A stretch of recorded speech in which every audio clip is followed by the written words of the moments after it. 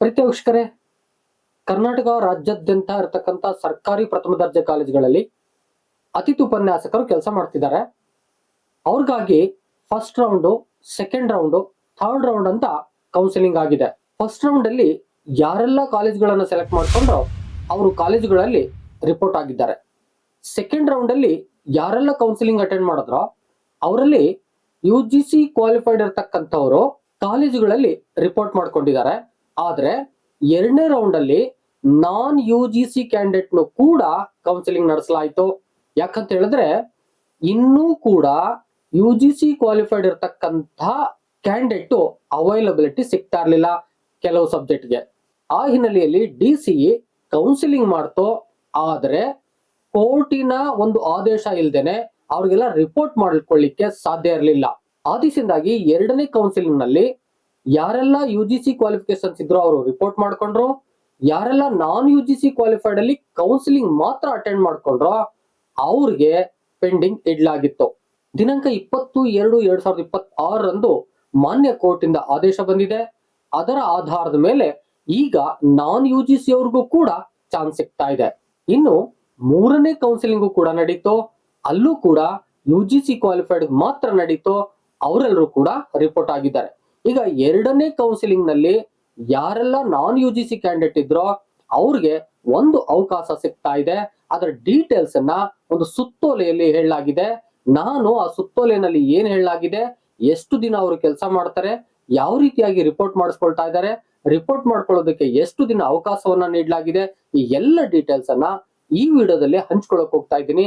ವಿಡಿಯೋನ ಸ್ಕಿಪ್ ಮಾಡ್ದೇನೆ ಕೊನೆವರೆಗೆ ನೋಡಿ. ಜೊತೆಗೆ ನೀವೇನಾದ್ರು ಫಸ್ಟ್ ಟೈಮ್ ನನ್ನ ಚಾನಲ್ ಬಂದು ಸಬ್ಸ್ಕ್ರೈಬ್ ಆಗದೆ ವಿಡಿಯೋ ನೋಡ್ತಿದ್ರೆ ದಯವಿಟ್ಟು ಸಬ್ಸ್ಕ್ರೈಬ್ ಮಾಡ್ಕೊಳ್ಳಿ. ಆ ಮೂಲಕ ಸಪೋರ್ಟ್ ಮಾಡ್ತೀರಿ. ಪ್ರೀತಿಯ ವೀಕ್ಷಕರೇ, ದಿನಾಂಕ 26/2/2026 ಕಾಲೇಜು ಶಿಕ್ಷಣ ಇಲಾಖೆ DCE ಈ ಸುತ್ತೋಲೆಯನ್ನ ಬಿಡುಗಡೆ ಮಾಡಿದೆ. ವಿಷಯದಲ್ಲಿ ಅದು ಹೇಳ್ತಾ ಇದೆ 2025-26ನೇ ಸಾಲಿಗೆ ಏನು ಸರ್ಕಾರಿ ಕಾಲೇಜುಗಳಲ್ಲಿ ಹೆಚ್ಚುವರಿ ಬೋಧನಾ ಕಾರ್ಯಕ್ಕೆ ಆನ್ಲೈನ್ ಕೌನ್ಸಿಲಿಂಗ್ ನಡೆದಿತ್ತೋ ಕಾಲೇಜು ಸ್ಥಳವನ್ನ ಆಯ್ಕೆ ಮಾಡಿಕೊಂಡಿರ್ತಕ್ಕಂಥ ಸಂದರ್ಭದಲ್ಲಿ ಕರ್ತವ್ಯಕ್ಕೆ ಕೆಲವು ಜನ ರಿಪೋರ್ಟ್ ಮಾಡ್ಕೊಂಡಿದ್ರು, ಆದ್ರೆ ಕೆಲವು ಮಂದಿ ಮಾಡ್ಕೊಂಡಿರ್ಲಿಲ್ಲ. ಆ ಒಂದು ಯಾರು ರಿಪೋರ್ಟ್ ಮಾಡ್ಕೊಂಡಿಲ್ವೋ ಅವರು ಕರ್ತವ್ಯಕ್ಕೆ ವರದಿ ಮಾಡ್ಕೊಳ್ಳೋದಕ್ಕೆ ಈ ಒಂದು ಸುತ್ತೋಲೆಯನ್ನ ಮಾಡ್ತಾ ಇದೀವಿ ಎಂಬುದಾಗಿ ಹೇಳಿದ್ದಾರೆ. ದಿನಾಂಕ 8/10/2025 ಮಾನ್ಯ ಕೋರ್ಟು ಒಂದು ತೀರ್ಪಿನಲ್ಲಿ ಹೇಳಿತ್ತು. ಅದೇನಪ್ಪಾ ಅಂತ ಹೇಳಿದ್ರೆ, in case if the qualified candidates R not available in enough number against the post advertised by the state government, the state may bring it to the notice of this court by filling an appropriate application, and this court will pass necessary direction after hearing the parties ಎಂಬುದಾಗಿ ಹೇಳಿತ್ತು. ಏನಪ್ಪಾ ಅಂತ ಹೇಳಿದ್ರೆ, ಈಗ ಏನೆಲ್ಲ counselling ನಡೆಸ್ತೀರೋ ಅದರಂತೆ UGC qualified ನ fill ಮಾಡ್ಕೊಳ್ಳಿ. ಒಂದು ವೇಳೆ ಇನ್ನೂ ಕೂಡ ಸರ್ಕಾರಿ ಕಾಲೇಜುಗಳಲ್ಲಿ ಪೋಸ್ಟಿಂಗ್ಸ್ ಉಳಿತಾ ಇದೆ, ಆದ್ರೆ ಅತಿಥಿ ಉಪನ್ಯಾಸಕರು ಕ್ವಾಲಿಫೈಡ್ ಸಿಗ್ತಾ ಇಲ್ಲ ಅನ್ನುವಂತ ಸಂದರ್ಭದಲ್ಲಿ ಮಾನ್ಯ ಕೋರ್ಟಿನ ಗಮನಕ್ಕೆ ನೀವು ತರಬೇಕು.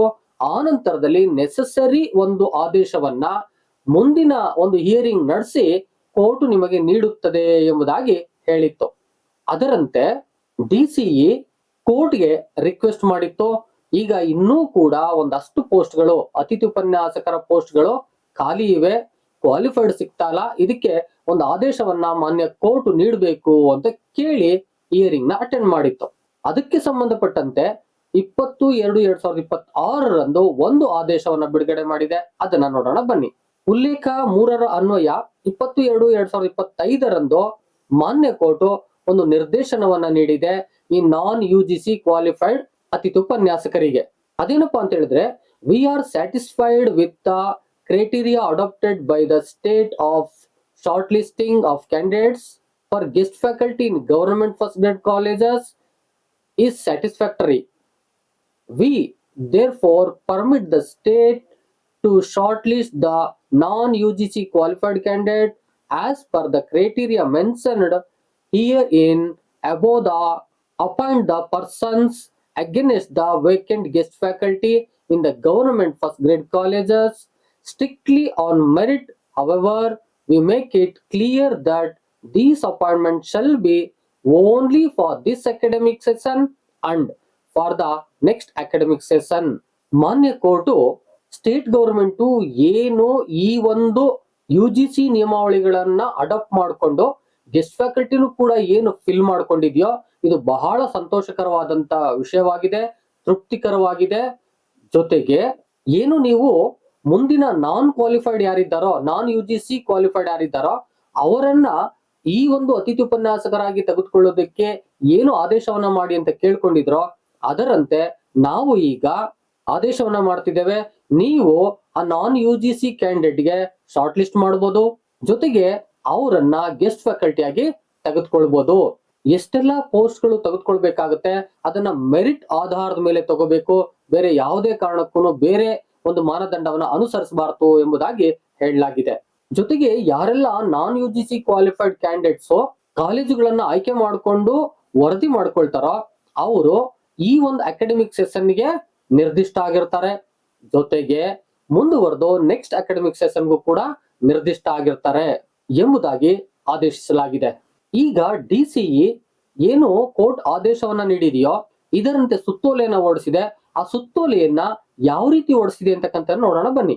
ಅಭ್ಯರ್ಥಿಗಳು ಈ ಸುತ್ತೋಲೆ ಪ್ರಕಟವಾದ ದಿನಾಂಕದಿಂದ 3 ಕರ್ತವ್ಯದ ದಿನಗಳ ಒಳಗಾಗಿ ಸಂಬಂಧಪಟ್ಟ ಕಾಲೇಜುಗಳಲ್ಲಿ ಅತಿಥಿ ಉಪನ್ಯಾಸಕರ ಕರ್ತವ್ಯಕ್ಕೆ ವರದಿ ಮಾಡಿಕೊಳ್ಳಲು ಅವಕಾಶ ನೀಡಲಾಗಿದೆ.